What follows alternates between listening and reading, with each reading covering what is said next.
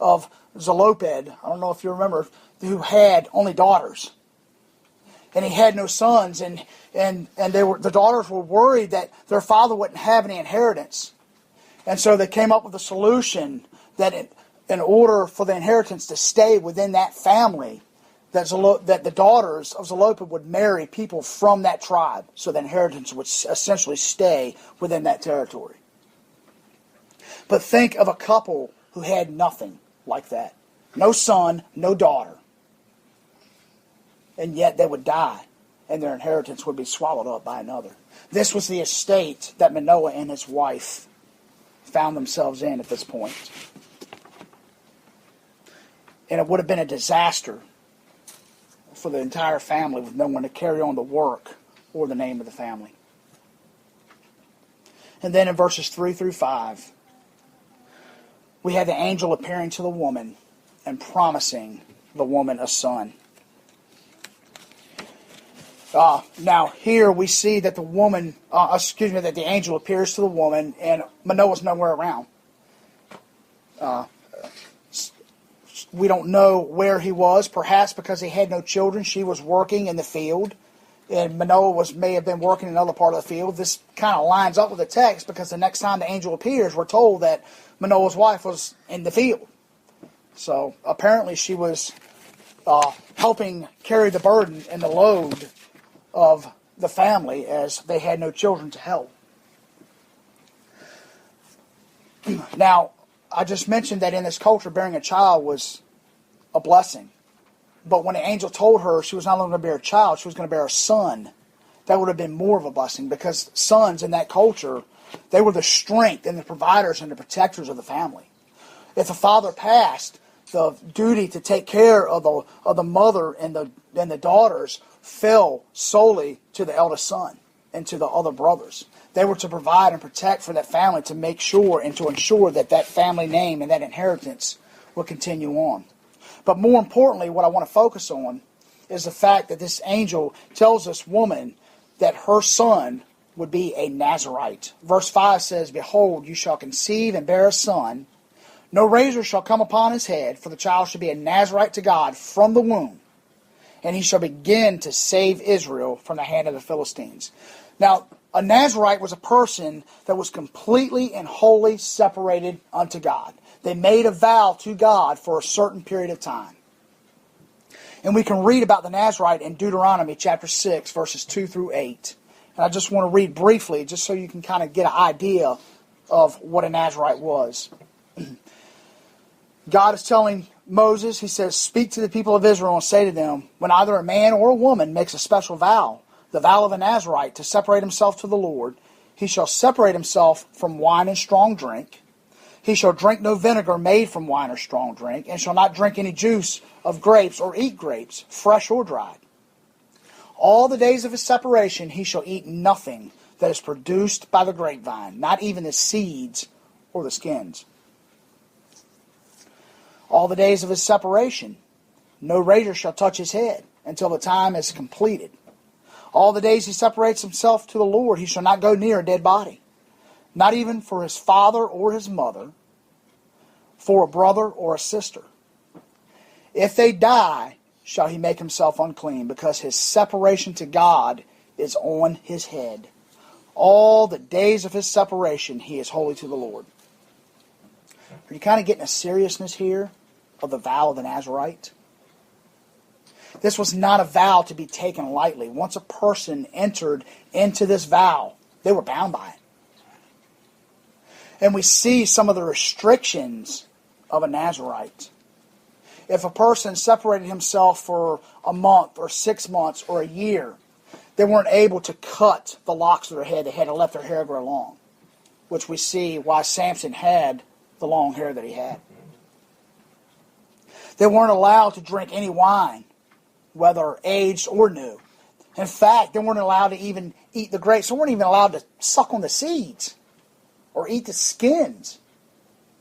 But more importantly, they couldn't defile themselves by coming in contact with somebody who had died, even if it was their father or mother, or a brother or a sister. If this happened, the law of the Nazarite made provisions for the Nazarite. He would basically have to cut his hair off, cleanse himself, and then offer a sacrifice to God for defiling himself, whether purposely or unpurposely, to God. And the vow would be null. He would have to go back and recomplete the vow. But for Samson, the vow would be a lifelong vow. The angel informs the woman that he would be a Nazarite from the womb, fully and wholly dedicated to God. And then we see how the angel restricts her with some of the same Nazarite restrictions. Verse 4, he says, therefore be careful to drink no wine or strong drink, and eat nothing unclean. And it's only fitting that if the child was to be holy and separated unto the Lord from the womb, then that woman had to separate herself during the time of conception and be completely holy and separated unto the Lord. But more importantly, we see that Manoah's wife wholeheartedly wanted a child. I believe she did. And we can kind of see, I believe, a little glimpse of her own faithfulness in this. You see, most parents have aspirations for their children. They want their children to be doctors or lawyers or whatever.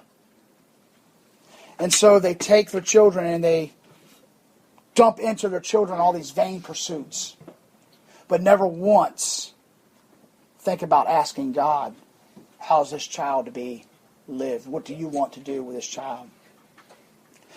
And we could very well ascertain from this passage that Manoah's wife, being ecstatic to finally have a child after being barren, maybe would have thought, I can withhold this child for myself. But we didn't see that. We don't see that at all in her. We don't see her argue. We don't see her say, well, can I have him for this amount of time and then I'll give him to you? No. She simply takes what God has told her and goes with it.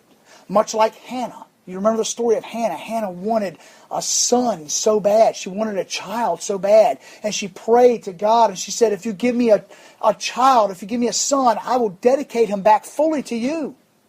And in that episode, we see right after Samuel is weaned, no later, she carries him off to serve at the temple of Shiloh. Courageous mother who gives her son fully and wholly to God with no strings attached. I believe Manoah's wife, even though we're not told specifically, I believe Manoah's wife held that same kind of faithfulness.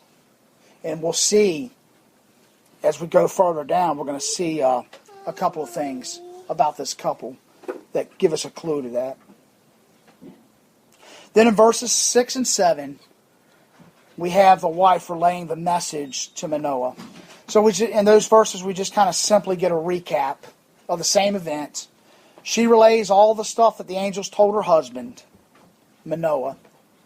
She tells her husband that their son's going to be a Nazarite, that she can only eat certain things, and she's restricted. And then what I want to focus on here is verses 8 and 9 very quickly, because we see Manoah's prayer. We've kind of looked a little bit at the wife, but now I want to look a little bit at Manoah. Verse 8 says, then Manoah prayed to the Lord and said, O Lord, please let the man of God whom you sent come again to us to teach us what we are to do with a child who will be born. We see a little bit of Manoah's private life. He was praying.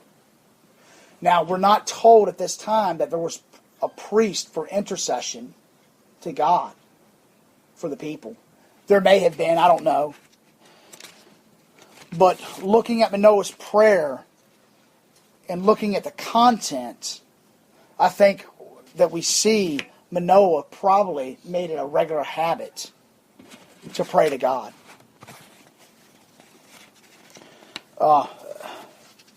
If it's true, like Matthew 12:34 tells us that out of the abundance the heart speaks. And if it's true, like Luke 6:45 tells us, that the good man, out of the good things of his heart, brings up the good treasures from his heart, then I think it's certainly true of Manoah, the way he prayed. Look at what he prays for. There were no hidden motives.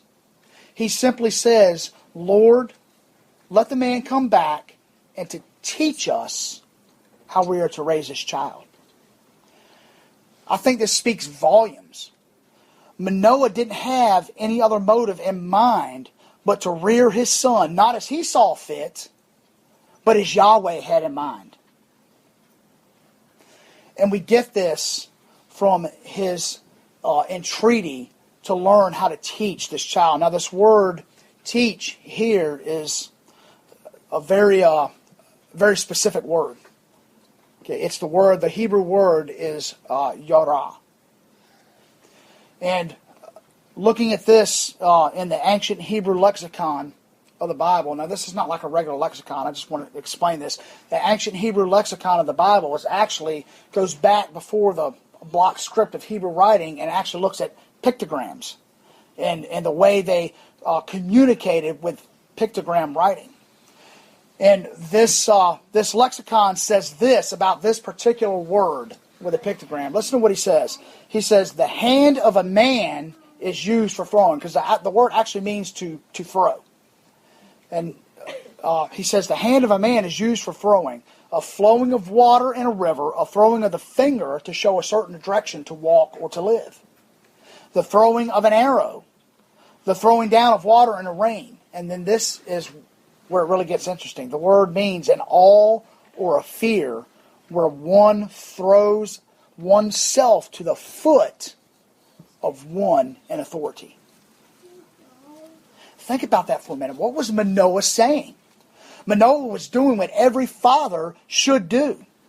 He was throwing himself at the foot of the authority of God over his own life and over the life of the child. And he's pleading with God, teach me. Let me throw myself down at your foot. And teach me to raise this child as you would have me to raise him. This wasn't a prayer of Manoah to greedily have a child to carry on his family name. It was simply a prayer, God, you've promised us this child. Now please teach me how to raise this child the way you would want me to raise this child. And then we get the awesome response. And this is probably one of my favorite verses in this whole passage. It says, and God listened to the voice of Manoah. God listened. Just try to grasp your mind around that Manoah's prayer was so pure, so genuine, that God listened. As fathers, as mothers, when we pray for our children, we want God to listen. And oftentimes I'm afraid that we have ulterior motives for our children. We say, God, we want our children, we want you to do the best with our children, but what we really mean is, well, God, let them be whatever. Let them be a doctor or a lawyer or somebody of prominence. Now, that's not to say that God would never make a believer's child somebody of prominence, but it's simply to say, and I believe this is what Manoah was saying, is it doesn't matter. It only matters what you have directed me to do, which should, as parents, be our own motivation for our children in prayer. Then in verses 10 through 25, we had the angel's second appearance and his commands, repeating his commands to Manoah and his wife of how they're to do. Now, I'm not going to take a lot of time because the rest of the text deals mainly with that. But I do want to point out in a couple of things about Manoah's parents, and I think this is where we really start to see the godliness and the faithfulness of his parents shine in this particular section here. But I do want to point out, first of all, in verse 12, I want us to point out something here. Let me read verse 12. And it says, and Manoah said, now when your words come true, what is to be the child's manner of life, and what is his mission. So we can see